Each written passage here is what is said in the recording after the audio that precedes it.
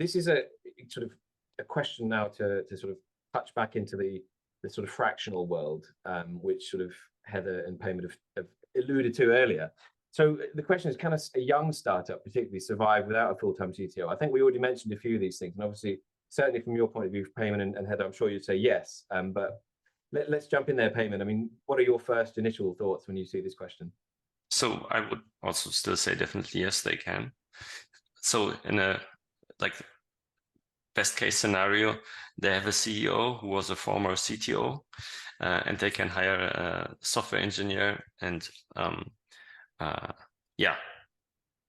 go for the business and develop something. At the same time, I know, for example, when you have talks with investors, that they often they invest in the business and have a perspective on, okay, on one side, we invest in the market because we see the market. And the most important part is we invest in the team. And if you don't have on the management level someone who's owning this topic, technology, then it might be the case that you don't get an investment. So if you want to bootstrap, then it doesn't matter. But if you're looking for an investment, you need usually someone on the investor side, on the management side, who's owning the technology topic. So therefore, I have a bit like mixed feelings about that. Yeah. Any counter to that, Heather? Because it's obviously mixed feelings there from Payman. I mean, any counter? Completely agree that investors are quite biased towards having a CTO. They're also quite biased in terms of having a co-founder. So I'm sitting going for investment as a CEO with no CTO and no co-founder, right? So I totally get it, and I totally agree. Like that puts you in a somewhat weaker position. I think the counter to that, though, is if you have other support, so fractional support, and equally if you have a plan that when you get that investment, so say your first round, that's your first hire, and you have a way of hiring that person that and actually even you've looked at CVs, right? So I'm getting to the stage where I'm going to look at CVs and actively look to hire before I have the funding, and then try and line the two up. I think then, you're credible, right? So I think you're trying to make yourself credible. So I suppose everyone's different. Like I'm kind of a step forward because I've been a CTO of really large organizations. So I've kind of got tech down as far as investors are concerned. But I don't have a co-founder, which also, so both those things are challenging for me. So yeah, I think it is a challenge, but could you hire somebody before you have the funds? Yes, and that's what I'm doing. So I'm going to hire somebody before I have the funds. Give them a contract, give them promises. Once the funding kicks in, then I have a named person. So that's how you can kind of sneak your way around the investment troubles when you're just starting out. So there are ways around it, and just be creative. We're all a bit creative in startup land, so just get creative with that also. Who can you call your CTO if you need one?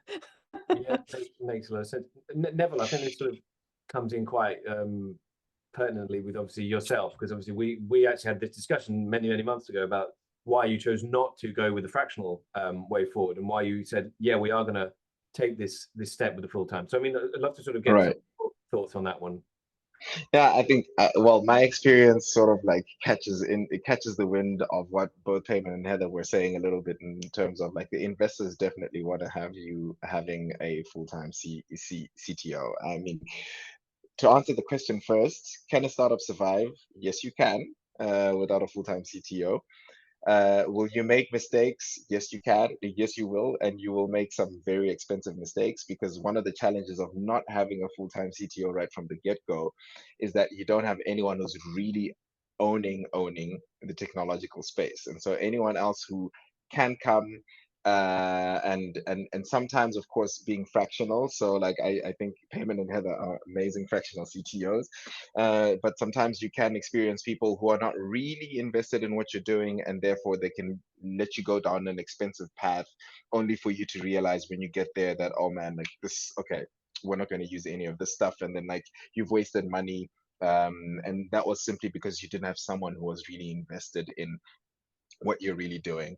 But on the other hand, it is really just, I mean, you can survive. And if the investors really need you to have someone on board, then that's what you need to do. And like Heather says, then hire someone, give them the contract, and then say, okay, like this is the promise. When we raise, then we're going to be able to do it this way and this way. But you can survive without it, as long as you stay true to your business goals.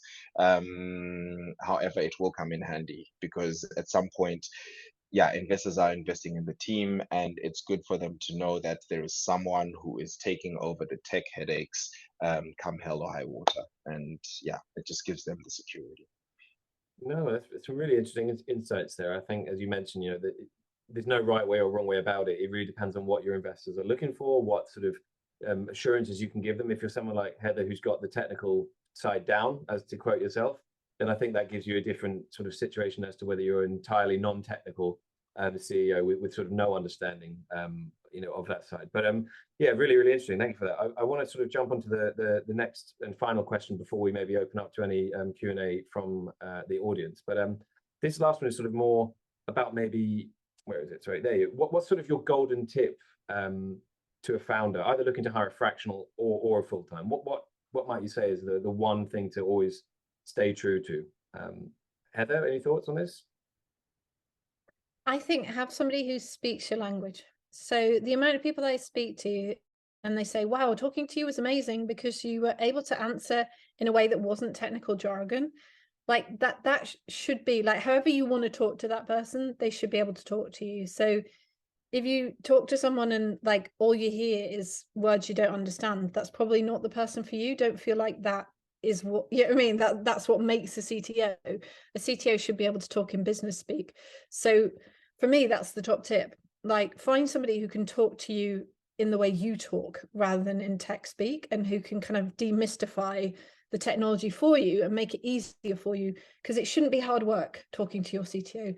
It should be a pleasure, right? You should be able to debate things and talk as peers. So look for that meeting of minds. That's the biggest thing I would look out for. Fantastic. No, really, really insightful. Thank you. Payman, any thoughts on your side?